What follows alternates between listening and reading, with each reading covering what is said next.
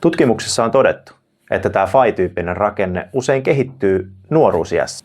Erityisesti niillä urheilijoilla, jotka kuormittaa paljon sitä lonkkaa kasvujen aikana.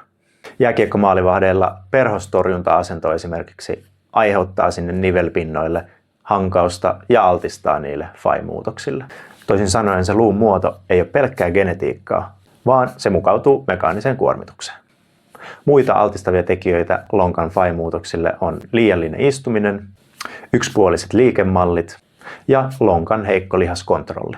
Kun nämä kaikki tekijät yhdistyy, niin se lonkka voi alkaa ärtyä tietyissä liikemalleissa ja asennoissa, erityisesti kiertoliikkeissä ja syvässä koukistusasennossa.